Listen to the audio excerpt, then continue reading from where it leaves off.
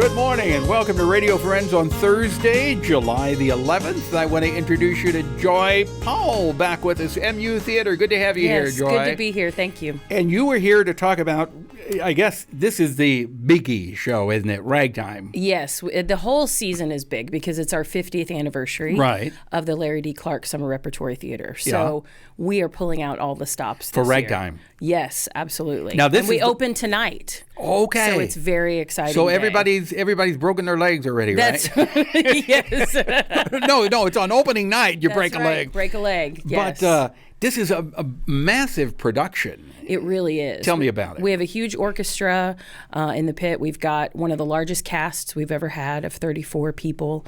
And the cast is comprised of students, undergraduate and graduate, alumni, community folks, Broadway folks. I mean, You have Broadway people here, too. Yes. We just have such an incredible cast. It is not to be missed. When you start talking about a show like this with so many people in it and so much music, the rehearsal time has got to be phenomenal, right?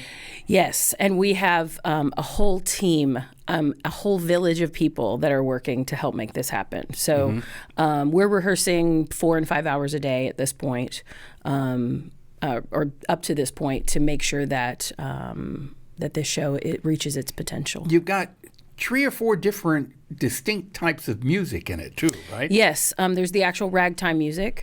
There's more like classic musical theater that would maybe feel more like Rodgers and Hammerstein that are in it. Go back just a minute. When you say there's a classic ragtime music, is there going to be ragtime piano music? There is. On the stage, the ragtime piano music on the stage? And there's the opening number is called Ragtime, and it talks about how the syncopated rhythm of ragtime is a metaphor for what was going on in 1906, which is when the story is set. So you got ragtime music, then you have kind of the traditional show Musical music. Theater, absolutely. Will we recognize any of the show tunes in there? You might.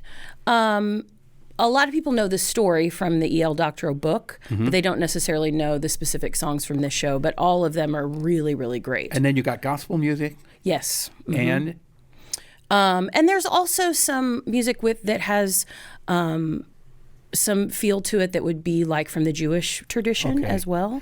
Okay. So there's you got all kinds bases are covered. Absolutely, different kinds of things. It is called Ragtime, and it's running 2 weekends. 2 weekends. Starting when? Starting tonight. Yeah. Tonight and tomorrow. So that's July 11th? And 12th. And 13th in the evening at 7. And then a 2 o'clock matinee on the 14th. Okay, on Sunday. And the same thing the following week. Yes, except on Wednesday we have a matinee at 2 on the 17th. And if people want ticket information, they can either call on the phone or go to the website? Yes. The phone number is 882-PLAY. Okay. And the website is theater, theatre.missouri.edu. Okay.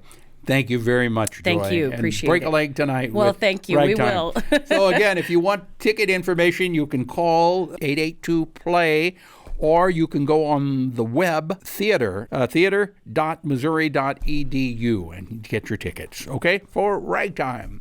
Now, Adam Saunders is with us. Good to have you here, Adam. Yeah, good to see you, Paul. And it finally happened, didn't it? That's right. We're in the new Ag Park, and the MU Healthcare Pavilion is now open. Last weekend was our first full Columbia Farmers Market there on Saturday morning, and this coming Saturday, we have a special park dedication ceremony. Yeah. So we encourage everybody to be there. Market opens at 8, goes till noon. The ceremony will start at 9.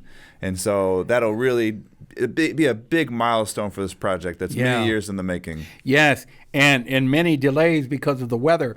Indeed. And because of rain. And normally we're wanting rain for the garden, but it just really played havoc with you guys, didn't it? Yeah, it's been an epic year of weather, starting from the snows in October on all winter, and then now this rainy spring, causing a lot of flooding and construction delays. But our builders finally made it through with all their subs, and we're in the new site.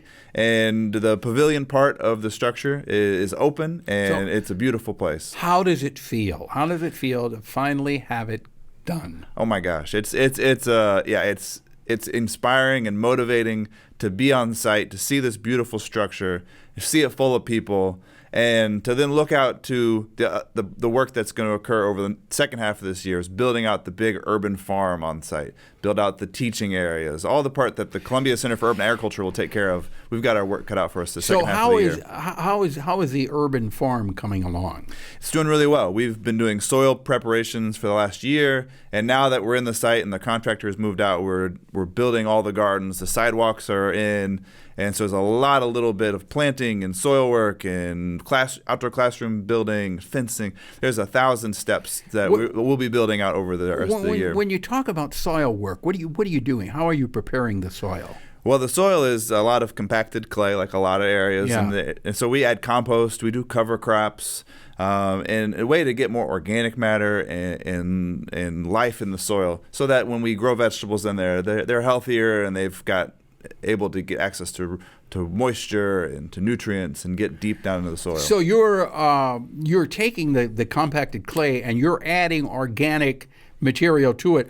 Are you then tilling it and mixing it in? Absolutely, yeah. So we do our tiller and we have a tractor that works it in, and yeah. So it's going to be a big beautiful garden. It's a lot of mud right now, but over the course of the many months ahead, that will be transformed and brought up to speed with the Pavilion, which is in and open. So definitely encourage people to come check it out and see how much space we have. There's 10 acres that we've developed over the last year, and the Pavilion takes up a big chunk of that. The customer parking, the vendor parking. But there's a lot more space that will be put into demonstration gardens and production gardens, and you got to see it to believe it. People have seen the renderings and seen the pictures, but get out there and take a look. Will you be having classes for people who are interested in improving their gardening skills? Yeah, every Saturday we have a workshop at the farmers market, and so they're on a wide range of topics, and they've been going all season. They'll continue to the end of the year. And kind of seasonally appropriate. Is there a charge for that? No, totally free workshops. So you're having a workshop every Saturday. That's right.